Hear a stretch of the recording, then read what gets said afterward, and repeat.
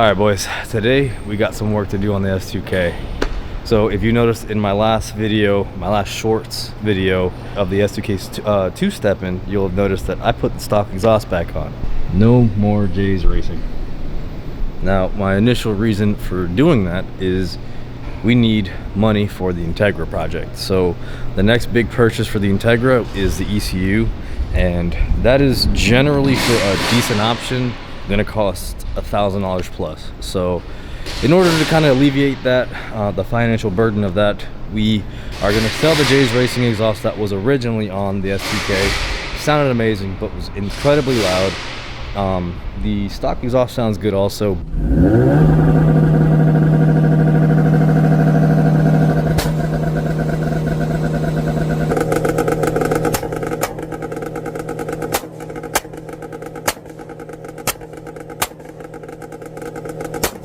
But it's not enough. So in that two-step video, we did get the car to shoot some flames and all that stuff, which is great, but it doesn't sound as rowdy as you want it to. So in order to kind of alleviate the disappearance of our beloved J's Racing exhaust, I went ahead and got this. So this is an electronic controlled valve for our exhaust system. It's 3" in diameter, so it should match the downpipe already in the car.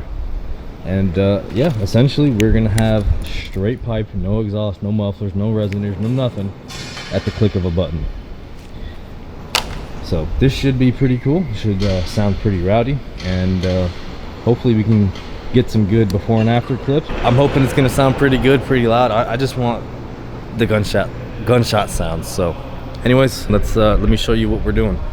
So this exhaust, the electronic controlled valve exhaust, it's pretty simple. It's one wire that comes off the little motor thing, and then got all this extension cable to this little box and into the cigarette lighter. Unfortunately, the S2K only has one cigarette lighter hole location, so we're going to be taking that up just for this exhaust valve. But yeah, there's literally just two little plugs, 12 volt and for the motor, on this little box. So we're gonna have to mount this thing on the inside of the car and then get this thing installed into our downpipe. So it should be pretty easy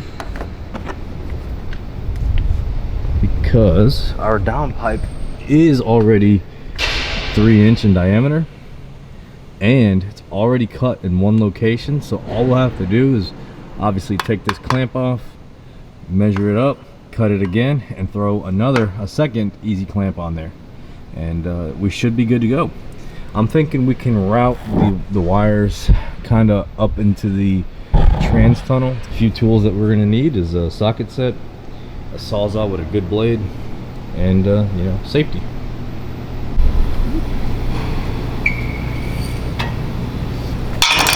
So if you're wondering, for those of you that watched the last video, saw me weld up the downpipe for the Integra, if you're wondering why I'm not welding this one up, it's because those electric valves are known to be pretty unreliable.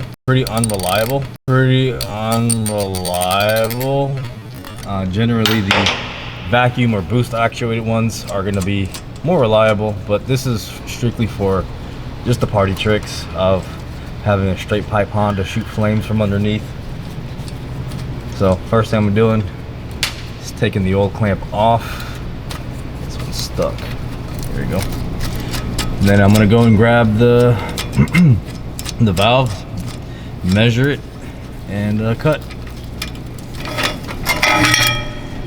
Yeah, these don't really seal that well, but as long as it's after the wideband, doesn't really matter. So yeah, we're gonna have to cut off another probably 12 inches of pipe and see what we can do.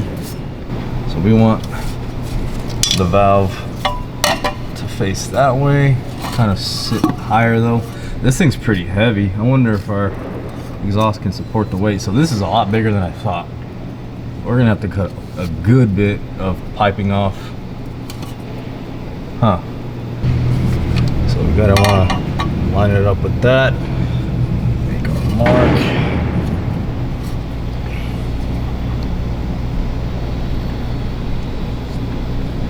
Remember guys, Measure once, cut twice.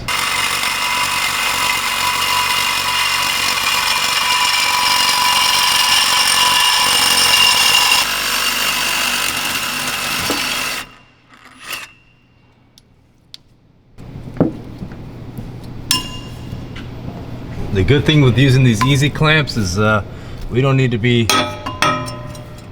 too super dramatic accurate with it. So hopefully that should give us enough room to put our valve in there. That's like perfect.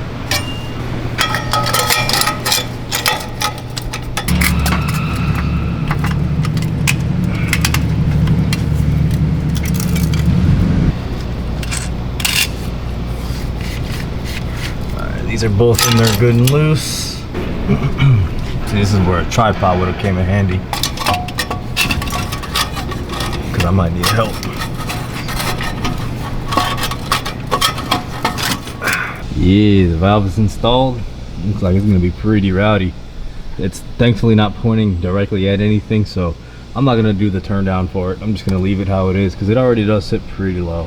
I might need to rotate this a little bit higher, because it does sit lower than, I think it's the lowest point of the car. And I already scraped going over some train tracks near my house. So time to run the one wire that we need to. I was going to go through the transmission tunnel, but I don't think that'll work. So I'm gonna figure something out. So time to lower the lift. So it's time to wire up the little box here on the interior. I'm gonna go ahead and take apart the entire center console. All right, to make the installation a little easier, I went ahead and just drill a hole right here. This is where the center console will normally go, but this will make our install a whole lot easier. So you can just run the wire through it and then cover that hole up with a grommet once I get home, and boom. So I'm gonna go ahead and feed this down there and meet you guys back underneath the car. All right, we got our valve plugged in. I'm gonna go grab the key fobs really quick and see if it actually works.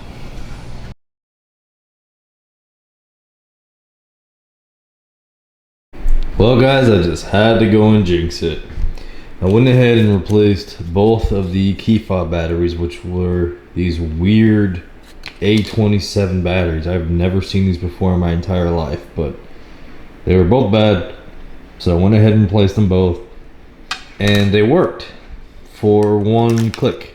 So I managed to open the exhaust valve on the S2K, and now it's stuck open. So we essentially have a straight piped S2K 24/7 now. So let's go see if we can't figure out what's going on. All right, so here we are in the car. Let's verify that there is a problem. You can see that it is getting power. This line is going to the box that's underneath the center console here, and you can hear it. You can hear it click, but the valve isn't shutting. So when we start the car,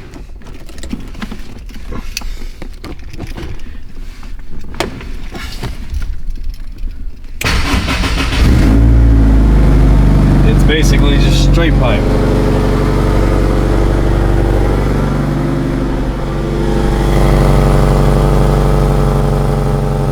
We don't want that. I want it to be quiet. At least when the valve is closed. So I got the valve out and I got it to move like once or twice, but it would only move about this much. So it wasn't exactly straight piped, it just sounded more like an exhaust leak. So I'm gonna do some diagnosing with the little box. As you see, I got the interior torn apart, and I want to make sure that I'm gonna open the box up and see if there's anything in there that requires my attention. All right guys, hopefully you can hear me over the fan, but we kind of got our little test rig going on here, and essentially what I've done is verify that the valve that's sitting on the table is getting power. When I press the button, we get voltage. We get about 12 volts, which is good. That means the relay is working. So we took the motor apart and figured out that the motor does work.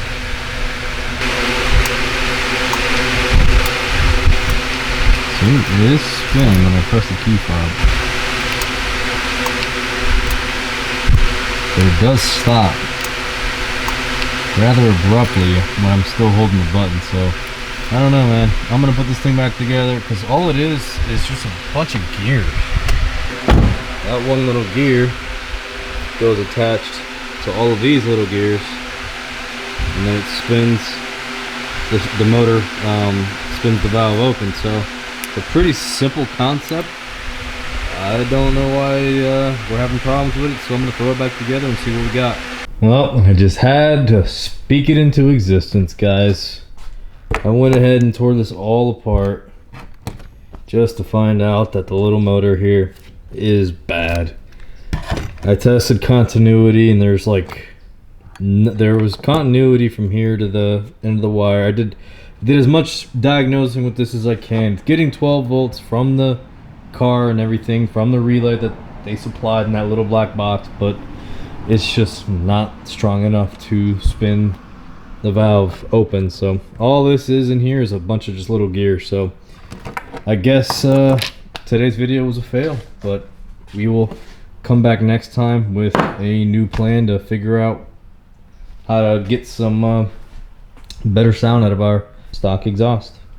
Anyways, guys, that's gonna do it for this one. I hope you enjoy the video. Even though we were unsuccessful in our journey of getting this exhaust valve installed, well, I mean, nothing that we did wrong, just nature of the beast. I mean, I call it toward the beginning of the video that these are known to be problematic, so I might just start looking into a pneumatically operated one, you know, one that opens under boost or something. I think that should help. Even under two-step, it builds like 3 or 4 pounds of boost. So we're gonna try it out and see how it goes. Anyways, if you guys like the video, leave a like, subscribe, and I'll catch you guys in the next one. Peace.